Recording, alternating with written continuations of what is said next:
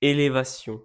Au-dessus des étangs, au-dessus des vallées, des montagnes, des bois, des nuages, des mers, par-delà le soleil, par-delà les éthers, par-delà les confins des sphères étoilées. Mon esprit, tu te meus avec agilité et comme un bon nageur qui se pâme dans l'onde, tu sillonnes gaiement l'immensité profonde avec une indicible et mâle volupté. Envole-toi bien loin de ces miasmes morbides, va te purifier dans l'air supérieur, et bois comme une pure et divine liqueur le feu clair qui remplit les espaces limpides. Derrière les ennuis et les vastes chagrins qui chargent de leur poids l'existence brumeuse, heureux celui qui peut d'une aile vigoureuse s'élancer vers les champs lumineux et sereins, celui dont les pensées, comme des alouettes, vers les cieux le matin prennent un libre essor, qui plane sur la vie et comprend sans effort le langage des fleurs et des choses muettes. Bienvenue dans ma quatrième vidéo consacrée à la lecture intégrale des Fleurs du mal de Baudelaire sur la base des travaux de Mario Richter. Aujourd'hui, c'est le poème Élévation que nous allons tenter de percer à jour. Alors sans plus attendre, débutons, et bonne lecture, hypocrite lecteur. Dans ces 5 quatrains d'Alexandrin, le narrateur des poèmes précédents commence sa fusion avec le poète. Il commence par s'adresser à l'esprit lucide dont il a parlé dans Bénédiction.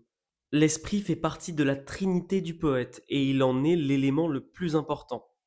Dans cette trinité figurent les puissances suprêmes, le foyer saint des rayons primitifs et donc l'esprit. Les trois éléments de cette trinité sont les seules réalités élémentaires pour le poète, indépendantes de la création dualiste du monde ennuyé. Nous savons que le poète est né d'un décret des puissances suprêmes et son esprit lucide est celui qui lui permet de s'élever au-delà du monde ennuyé. C'est donc à cet esprit lucide que le narrateur s'adresse. Il est facile ici de considérer élévation d'un point de vue mystico-religieux, mais Baudelaire écarte tout de suite cette possibilité en employant le mot esprit plutôt que le mot âme. Il traite spécialement ici des facultés mentales, de l'intellect. En observant assez bien, on se rend compte que l'élévation est celle de la pensée. Elle est comparée à un nageur habile qui se meut dans son élément et s'en délecte avec une indicible et mâle, c'est-à-dire courageuse volupté, car il s'agit de l'élévation d'une pensée qui se charge d'un plaisir sensuel. Et tout à coup, l'esprit du narrateur se détache complètement de l'âme sans courage de haut lecteur. Cet esprit est projeté en dehors du dualisme. Il est dans l'indicible, dans l'inconnu. La seconde comparaison ne prête que peu à interprétation spirituelle. Tout au plus, elle peut ramener à l'ambroisie ou au nectar de bénédiction, mais au fond, elle est un alcool. Car ce sont les 2 strophes qui viennent conclure le poème Élévation qui lui donnent un sens nouveau et magnifique. Car l'élévation dont il s'agit ici est très particulière. On assiste encore une fois à l'image du vol dans les airs comme étant un éloignement de l'existence, un retour à la vie. Ce n'est pas ici une évasion, une manière de se réfugier dans les airs comme on aurait pu l'interpréter dans l'Albatros. Cette fois, on part d'une existence terrestre pour revenir par un voyage qui demande de la force à une réalité terrestre. Une fois de plus. C'est un voyage de l'existence à la vie, mais toujours par rapport à la Terre. Bon, je comprends que vous puissiez trouver ça un peu abstrait et compliqué, on va essayer de développer tout ça. Cet homme que Baudelaire appelle heureux, il ne peut être que le poète, dont le narrateur d'ailleurs reste distant. Sa force provient d'être apparu d'un décret des puissances suprêmes. L'existence brumeuse et le monde dualiste, le monde dominé par des âmes qui n'ont pas le courage, hélas, de violer, de tuer, de détruire. Les champs lumineux et sereins peuvent être interprétés comme les foyers saints des rayons primitifs, cette lumière-ci. Ils représentent donc la libération du conditionnement dualiste, la libération des interdictions, la libération de la réduction au bien et au mal, à l'imaginaire et au réel. C'est la libération de la culture et de la langue dualiste que Baudelaire appelait science barbouillée d'encre, qui a oublié la couleur du ciel, la forme du végétal, le mouvement et l'odeur de l'animalité, et dont les doigts crispés, paralysés par la plume, ne peuvent plus courir avec agilité sur l'immense clavier des correspondances. La vie et la réalité vaste et complexe, ce clavier de correspondance que l'existence brumeuse empêche de connaître. Cet homme heureux, le poète, après s'être soustrait au dualisme, il peut enfin planer sur la vie. Il peut l'observer d'en haut et la dominer. Et il est enfin en mesure de comprendre, sans effort, le langage des fleurs et de toute la réalité qui se trouve en dehors du dualisme. Tout ce qui est muet. Baudelaire a d'ailleurs pris soin d'isoler ce regard avec un tiret dans le poème.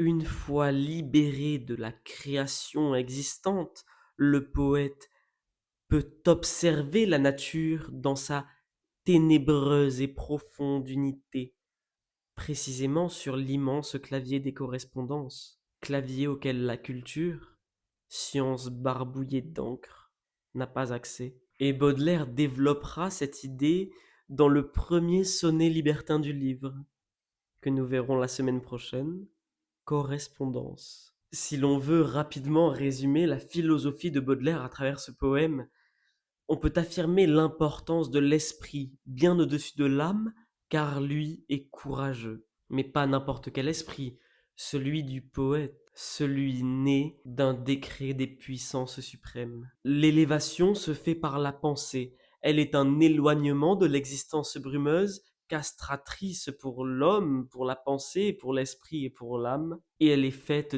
d'observation, une observation éloigné de ce monde ennuyé. Le poète libéré de cette existence est le seul heureux, car il se meut dans ce que la culture dualiste n'a pas encore touché, le muet, l'inconnu.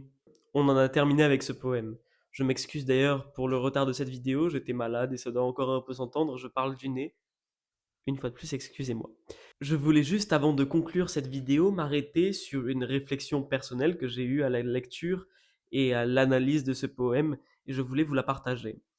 À mon sens, ce poème, il incarne avec une justesse folle et étrange la philosophie de Schopenhauer, en tout cas une partie de sa philosophie, dans le monde comme volonté et comme représentation. Parce que Schopenhauer, qui a profondément influencé le 19e siècle, il part d'un constat terrible.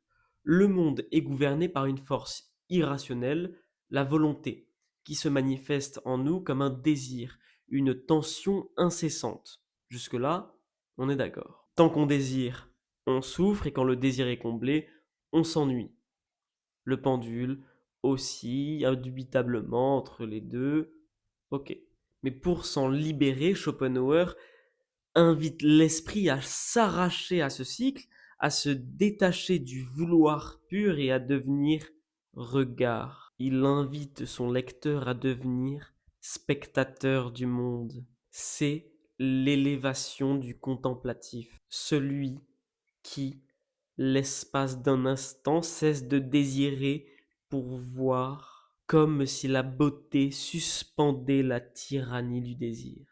Or, ce que Baudelaire écrit ici me semble tout à fait analogue. Son élévation n'est pas une fuite vers le rêve, mais le dépassement d'un monde ennuyé. Ce monde ennuyé dominé par le désir, la morale et le dualisme. L'esprit du poète s'arrache à la pesanteur des miasmes morbides pour respirer dans un air supérieur, purifié. Là où Schopenhauer prône une contemplation sans volonté, Baudelaire conserve la volupté, mais c'est une volupté spirituelle, une ivresse de la lucidité. Chez Baudelaire, l'élévation ne nie pas la vie, elle la transfigure. C'est une expérience poétique et non ascétique, une fusion entre le spirituel et le sensuel. Le poète ne s'éteint pas, il s'embrase.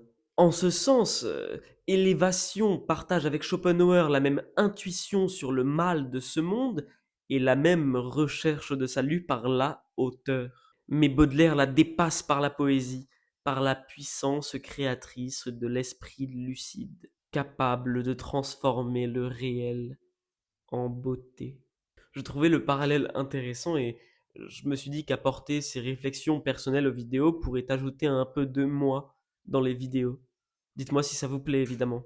En espérant que vous ayez apprécié la vidéo et si c'est le cas, n'hésitez pas à mettre un like et à vous abonner à la chaîne et me dire en commentaire quelles sont mes perspectives d'amélioration. N'oubliez pas que vous pouvez retrouver mes analyses en version audio podcast sur toutes les plateformes de streaming. Un lien vers mon émission se trouve dans la description. Comme je vous l'ai déjà dit, la semaine prochaine, nous analyserons le poème Correspondance, qui est magnifique, le premier sonnet libertin des Fleurs du Mal, et on verra que le poète est en mesure d'observer la nature en une profonde unité. Sur ce, je vous laisse, je vous souhaite une bonne soirée, une bonne journée, à la semaine prochaine, et au revoir, hypocrite lecteur.